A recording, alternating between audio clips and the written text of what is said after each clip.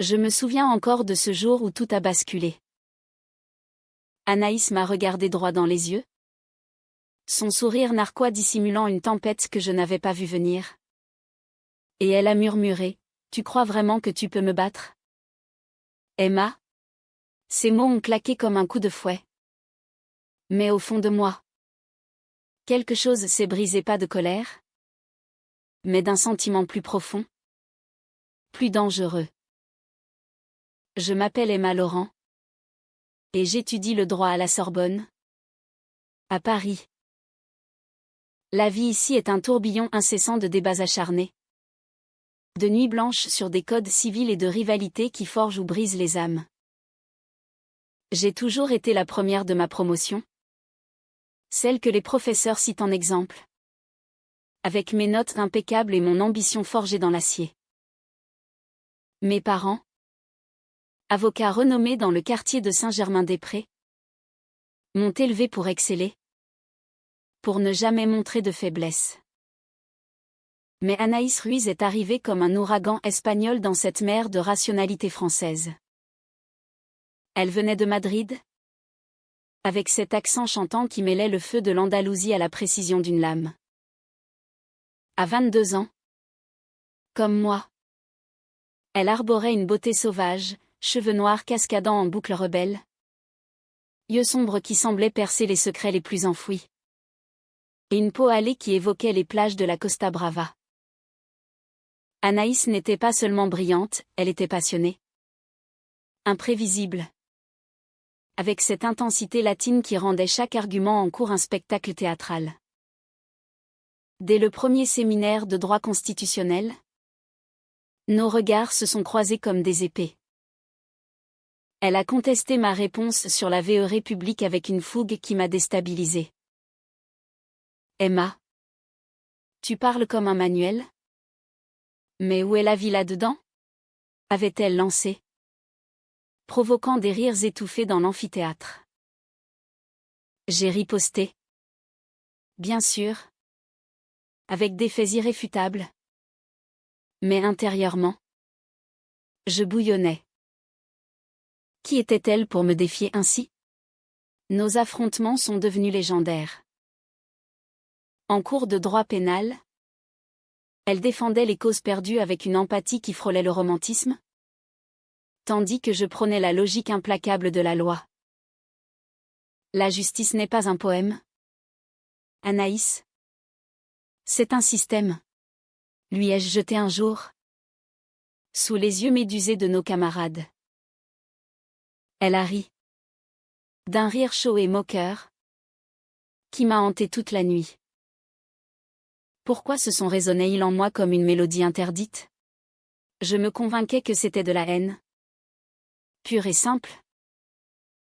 Mais au fil des mois, chaque débat, chaque regard échangé dans les couloirs de la fac, creusait un fossé plus profond ou peut-être un pont caché. Un soir d'automne, alors que la pluie battait les pavés de la rue de Rivoli, je l'ai croisée par hasard dans un café près de la fac. Elle était seule. Un espresso fumant devant elle. Plongée dans un livre de Garcia Lorca. Ses doigts fins tournaient les pages avec une délicatesse qui contrastait avec sa vigueur en classe. Je me suis approchée. Mue par une impulsion inexplicable. « Qu'est-ce que tu lis ?» ai-je demandé. Ma voix plus douce que prévu. Elle a levé les yeux. Surprise. Et pour la première fois, j'ai vu une vulnérabilité dans son regard. Du poésie espagnole. Ça me rappelle la maison. Et toi, Emma? Tu lis quoi en dehors des codes? Sa question était un défi. Mais teinté de curiosité. Nous avons parlé pendant des heures. De nos rêves. De nos peurs. Elle m'a confié son enfance à Séville. Marquée par la passion du flamenco et les disputes familiales. Tandis que je lui ai avoué ma solitude dans une famille où l'excellence était une obligation. Pas un choix. Cette conversation a ouvert une brèche. Les jours suivants, nos échanges en cours ont pris une teinte différente, toujours vif, mais avec une complicité naissante. Pourtant, je sentais un malaise grandir en moi. Chaque fois que nos mains se frôlaient en passant un document, mon cœur s'emballait. Était-ce de l'admiration? Ou quelque chose de plus? Je repoussais ces pensées, me rappelant que nous étions rivales. Mais Anaïs, avec sa fougue espagnole, apportait à ma vie parisienne une chaleur que je n'avais jamais connue. Elle me racontait des histoires de corridas métaphoriques, où le torero danse avec la mort, et je me surprenais à l'écouter, fascinée. Puis vint le premier conflit majeur.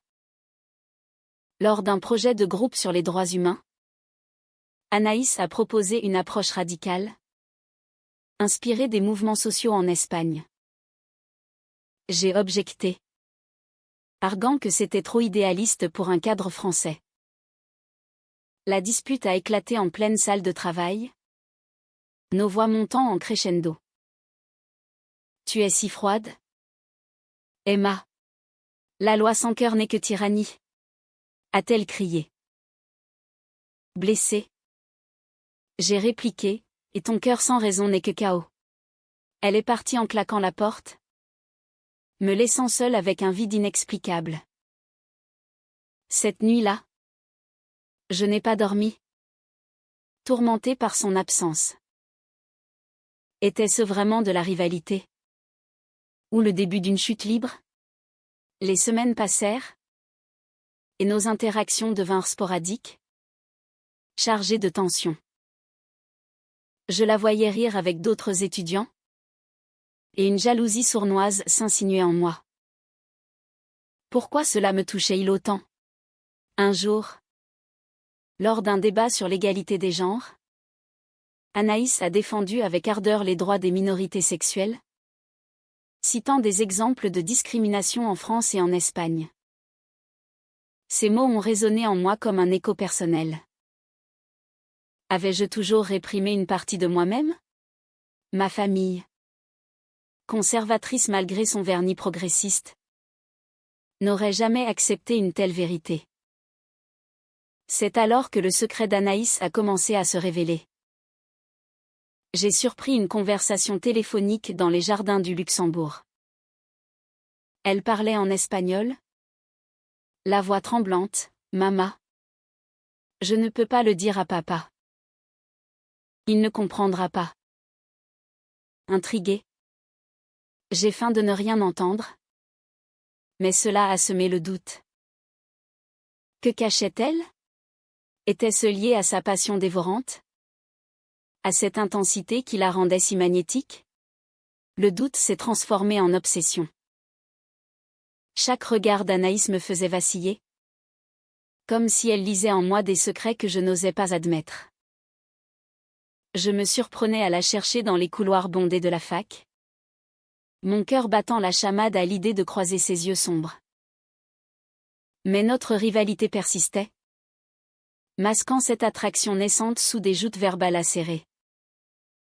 Un après-midi pluvieux, nous nous sommes retrouvés assignés au même cas pratique en droit international. Assises côte à côte dans la bibliothèque silencieuse, l'air chargé d'électricité, nous avons travaillé en silence au début. Puis, inévitablement, le débat a surgi. Ton analyse est trop rigide, Emma.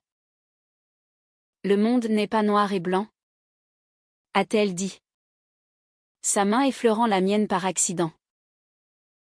Ce contact m'a électrisé, et j'ai retiré ma main comme brûlée.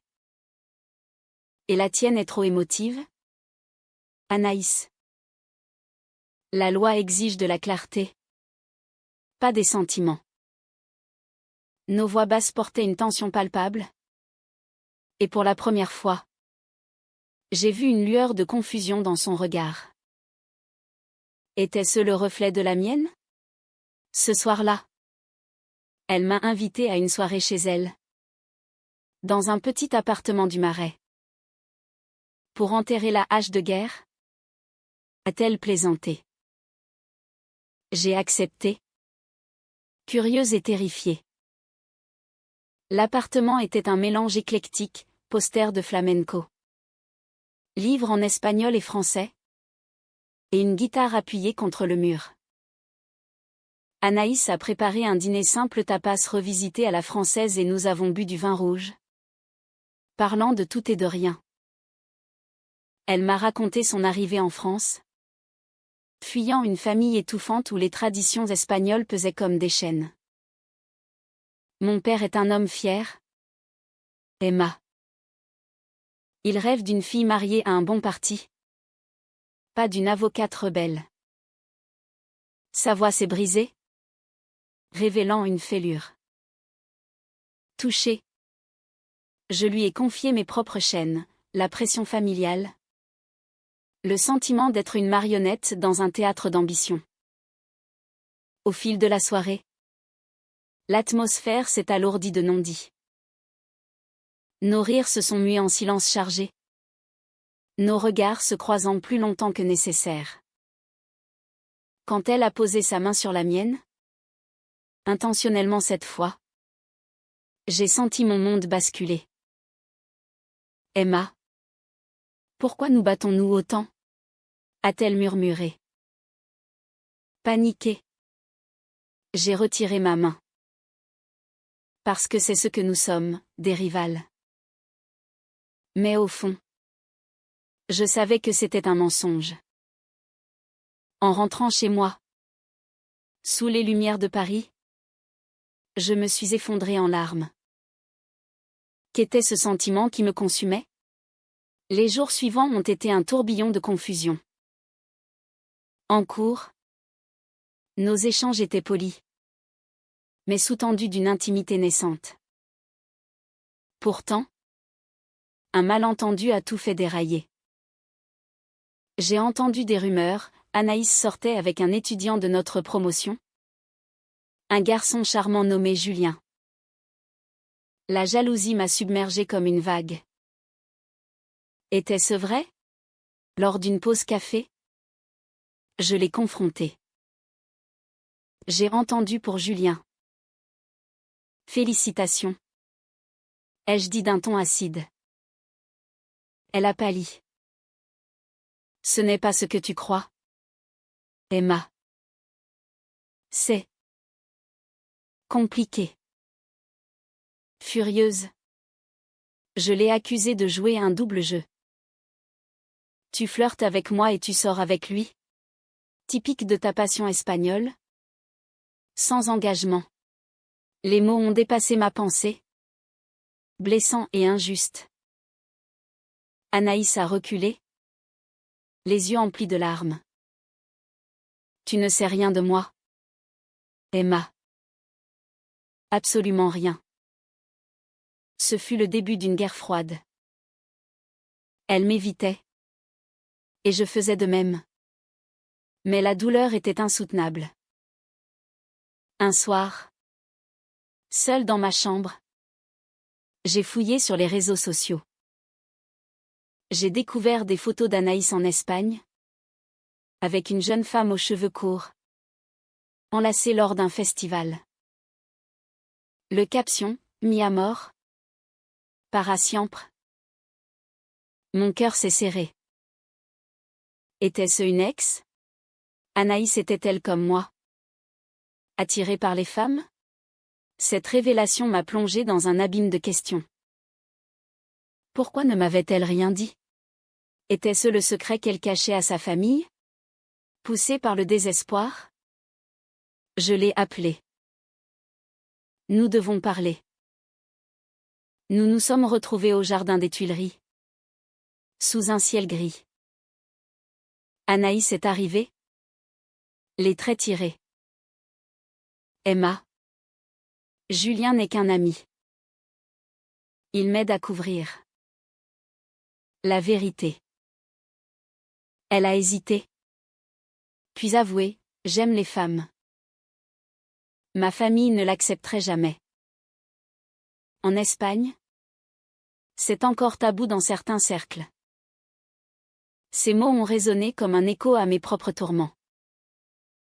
Tremblante, je lui ai confessé, moi aussi. Anaïs. Et c'est toi qui m'as fait réaliser ça.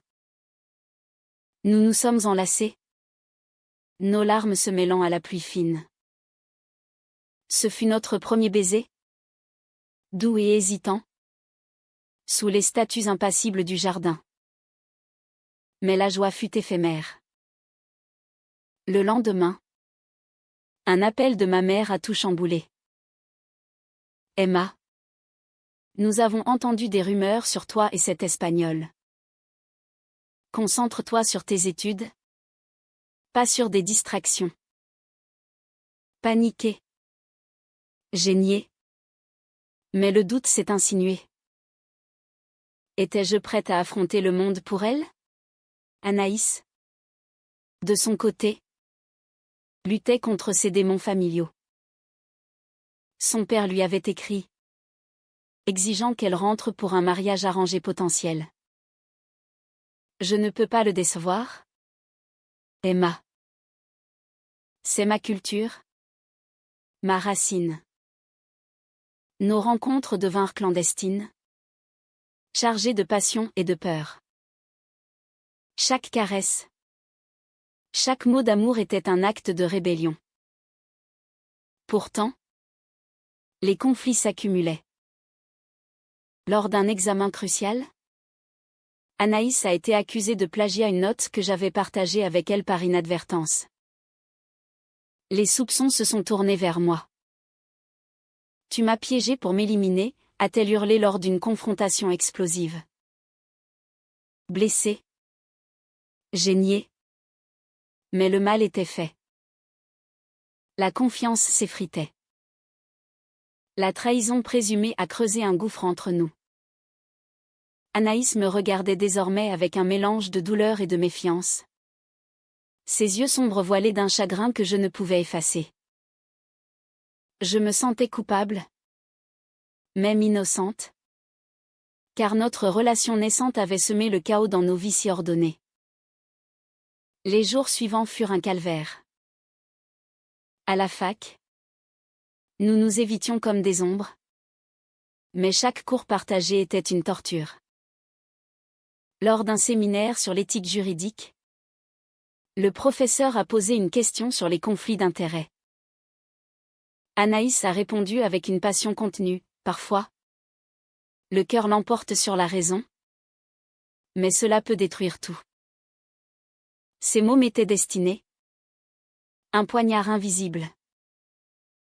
J'ai riposté, et ignorer la raison mène à la ruine. Nos camarades sentaient la tension, mais ignoraient la profondeur du drame. Un soir, incapable de supporter le silence, je me suis rendue chez elle. La porte s'est ouverte sur une Anaïs épuisée. Un verre de vin à la main. Qu'est-ce que tu veux? Emma? Me blesser encore? Sa voix tremblait. Je suis entrée, refermant la porte derrière moi. Ce n'était pas moi. Quelqu'un a dû voler mes notes. Crois-moi. S'il te plaît. Nous avons discuté des heures, déterrant des vérités enfouies. Anaïs m'a avoué sa peur viscérale du rejet familial. En Espagne, ma grand-mère a été ostracisée pour avoir aimé une femme. Je ne veux pas revivre ça. Touchée, je lui ai parlé de ma propre famille, où l'apparence primait sur l'authenticité. Mes parents verraient ça comme une faiblesse. Un échec. Cette nuit-là, nous avons reconstruit un pont fragile. Nos confessions ont mené à une intimité plus profonde, sans franchir les limites physiques juste des mots. Des regards. Des étreintes chastes. Mais le monde extérieur conspirait contre nous. Julien, L'amie d'Anaïs m'a approché un jour. Elle souffre à cause de toi.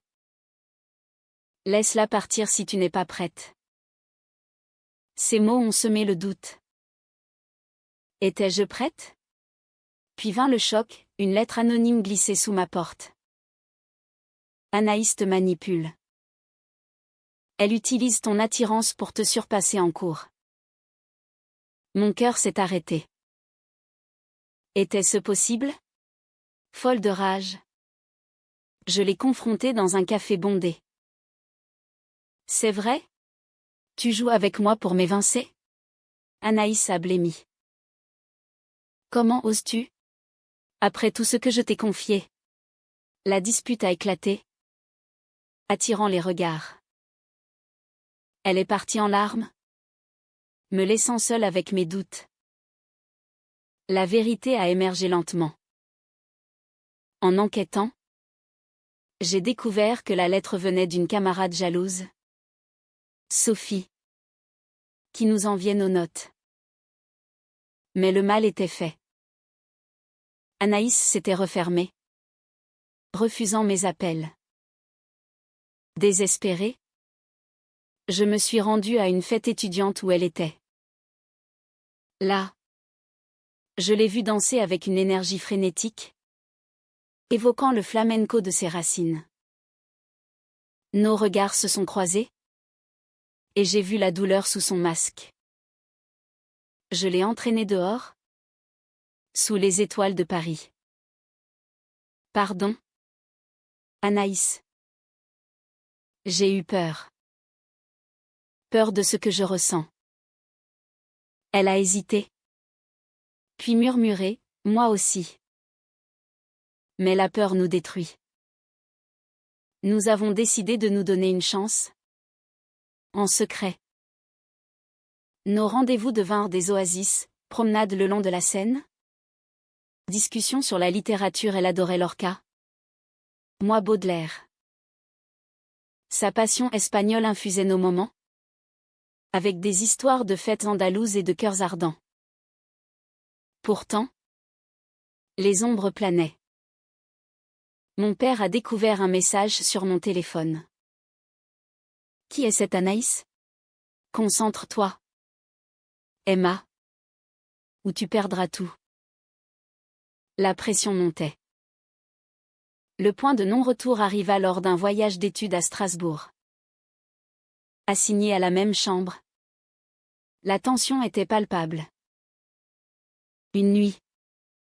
Après un débat houleux sur l'Union européenne, Anaïs a craqué. Je ne peux plus faire semblant. Je t'aime, Emma. Mais ça me tue. Ces mots m'ont transpercé. Moi aussi. Mais comment affronter le monde?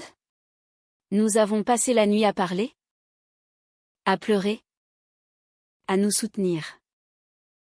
Ce fut le début d'une relation profonde, marquée par la tendresse et la peur. De retour à Paris, un appel de sa mère a tout bouleversé. Anaïs, ton père est malade. Rentre à Madrid. Déchirée. Elle m'a confié, je dois partir. Mais je ne sais pas si je reviendrai. Mon monde s'effondrait. Ne me laisse pas.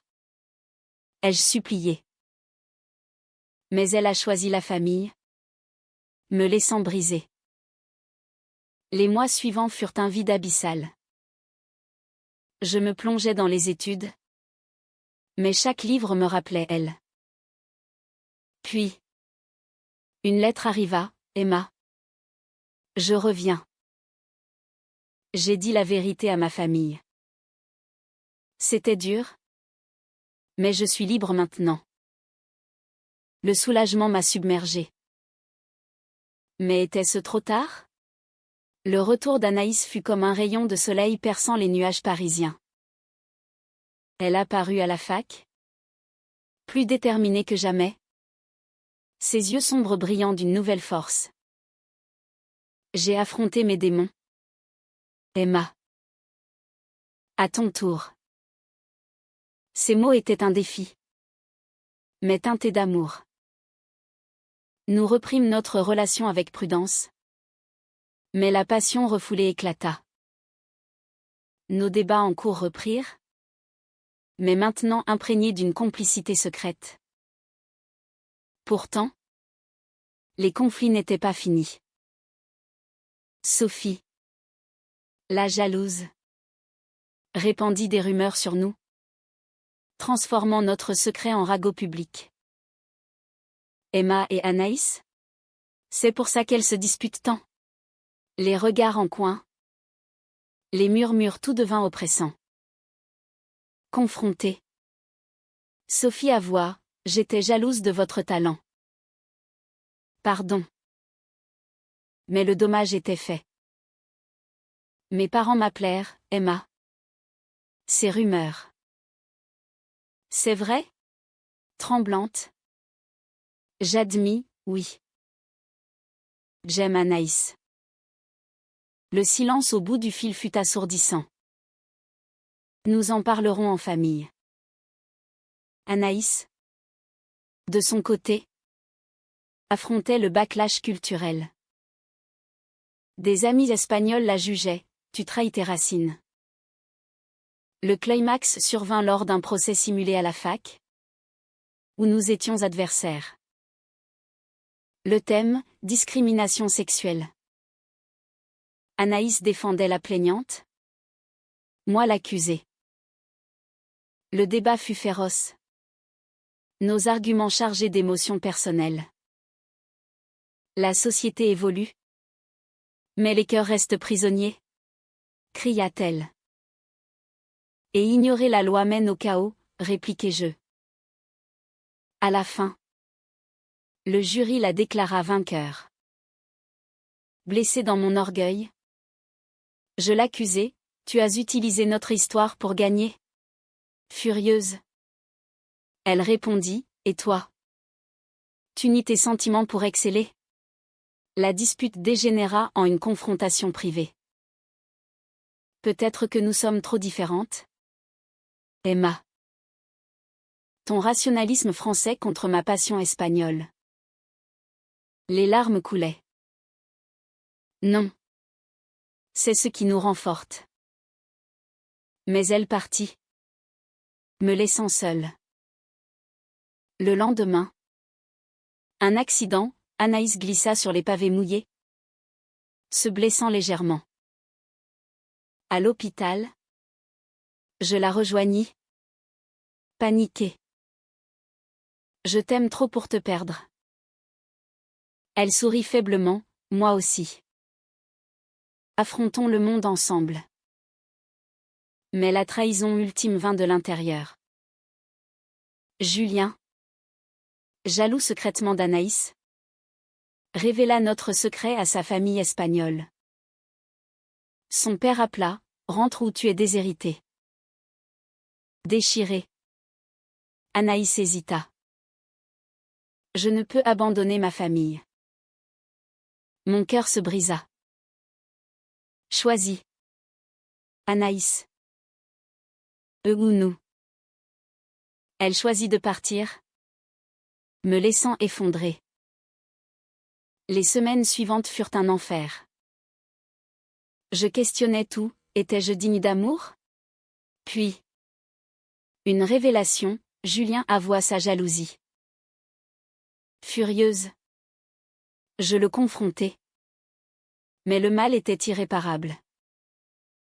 Seule dans Paris, je errais comme une ombre, hantée par les souvenirs d'Anaïs. Ses rires, ses regards, sa passion, tout me manquait. Mais au fond de la douleur, une force naquit.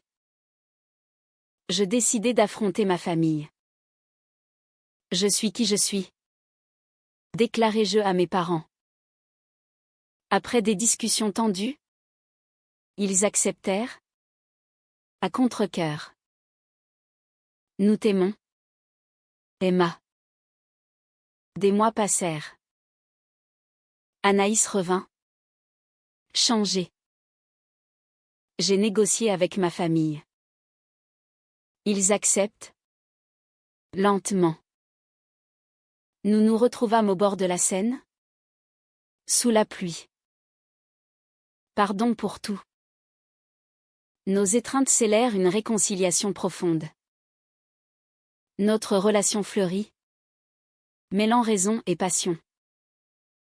Nous graduâmes ensemble, fondant un cabinet défendant les droits LGBT. Les conflits nous avaient forgés, nous rendant plus fortes. Aujourd'hui, chaque regard d'Anaïs me fait encore trembler non de peur, mais d'amour éternel.